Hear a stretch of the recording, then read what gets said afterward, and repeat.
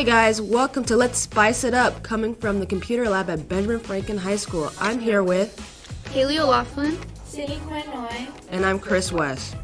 So we recently just read an op-ed about how food is politics, and it's safe to say we have some opinions.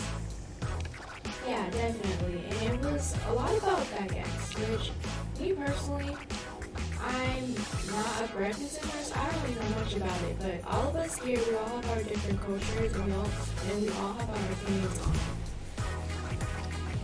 So one of my examples when it comes to cultural appropriation with traditional foods is soul food.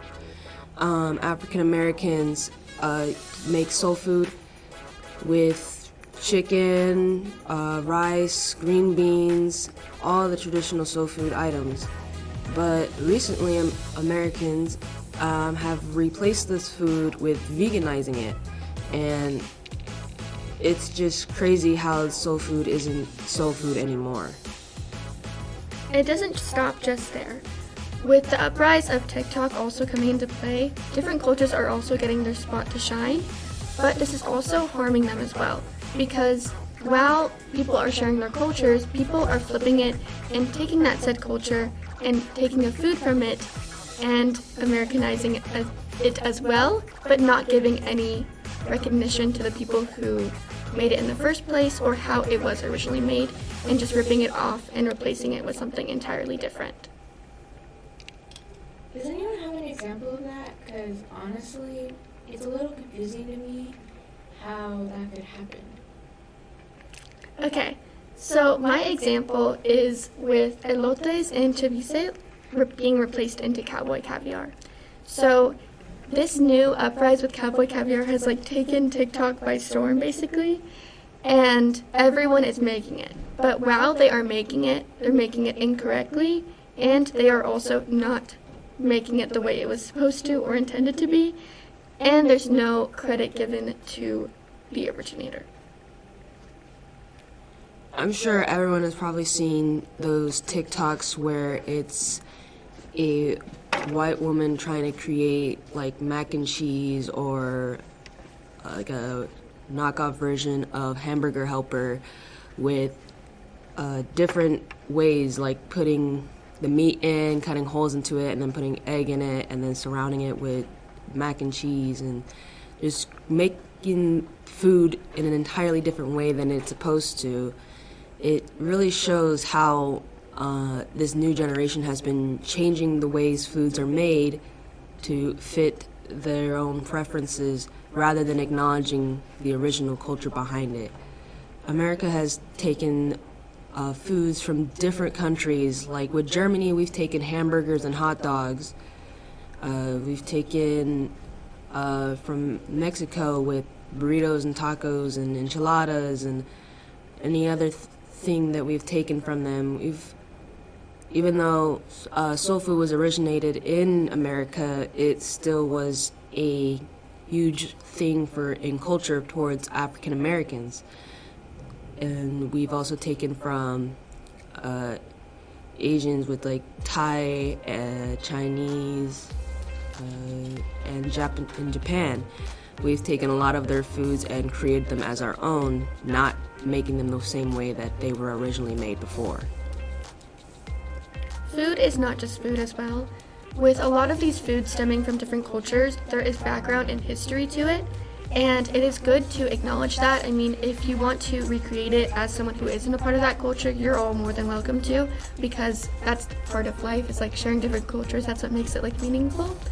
But making it incorrectly and calling it something different than it is originally called is just kind of a slap in the face to people who are a part of that culture, because you're not acknowledging it all and just claiming it as something of your own intellectual property, and it just kind of feels like a slap in the face. This is kind of off topic, but have you guys seen that lady that puts dry spaghetti noodles with water in the oven? No. Or mac and cheese, and she just puts it in the oven. It's not even cooked yet. I just thought it was funny. But yeah. Can you give an example of how this has happened with your culture as well? Yeah, of course. So in America, it's very hard to find Thai basil. And you might be thinking, how is Thai basil different from like regular basil that we have in America? Sweet basil is very popular in America, probably because it's grown here or grown around here. But it's a lot sweeter. It's in the name, sweet basil. Thai basil, it's more, I guess, fragrant and it's more herby. It has like a stronger taste, which when you cook it in pat gapao, which is a Thai dish where you put Thai basils, chili, and any kind of meat. We usually use ground meat or chicken. It really adds a different flavor than if you add sweet basil, because that herb, that basil, that's like the whole dish. And a lot of Thai people, we honestly like to eat more of the basil than the meat, because that's like what really shines. And my mom and I, we cannot find that here, and it's so hard to eat something that's not like home, because it just doesn't taste the same, you know? Agreed. That is especially shown, I think, through Mexican food as well, because you just, especially in Arizona, trying to find a good, authentic Mexican place is very difficult unless you're making it yourself, because most of the time, the people behind these Mexican restaurants are white, which is totally fine, but the recipes have changed as well, and it's not the same. And a lot of like the different foods, especially with meat, like carne asada, and a vast majority of other foods have been changed significantly. And like Cindy said, it just doesn't taste the same, and it makes you like miss home a lot more. And I feel like you expect less, especially when we're in Arizona, and there's like a huge population. Yeah, there's definitely room for them to actually learn from people a part of that culture and make it authentic, as well as have people from that culture make it as well. They just are choosing not to do so.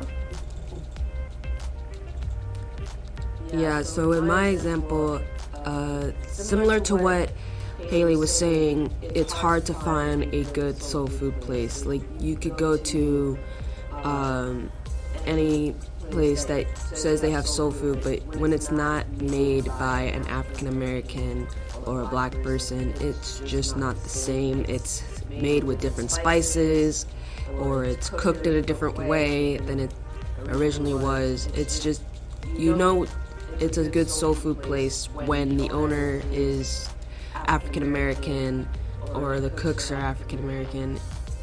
It's just not the same when it's not if it doesn't come from the same culture. Not saying that any other race can't make soul food. It's just that if you don't make it the same way it was originally made, it's not gonna taste the same. And those who are from that culture are gonna realize that. And they may say something about it or they may not, but it's just it's a big culture change when others make the dishes from other cultures. And we're definitely not saying that other cultures can't make the dishes from another one's culture. It's just that there's a giant change when it transfers over and you don't use the same ingredients or the same spices or cook it the same way. And I think food can play into your emotions a bit as well, because food is a part of you, just as like your culture is a part of you, and it brings up having like a good home-cooked meal. A part of said culture is really just heartwarming, and I know this is shown personally through me because my grandma will have the mariachi playing and she'll start tearing up, or we'll have an authentic Mexican meal and it will bring her back to like when she was still in her home country, and it just really is kind of like heartwarming to her. And especially when you have representation at like a restaurant, it's like the people from your culture, it just hits different. It's like, wow, they're here, they can cook really well, and they can eat really well, you know? Mm-hmm. Definitely. It's hard to find that. Yeah. And there's something so special about it that you cannot replace it with anything. Alright guys, that's it for this podcast. Thank you for listening to Spice It Up, hosted from the Computer Lab at Benjamin Franklin High School. We'll see you next time.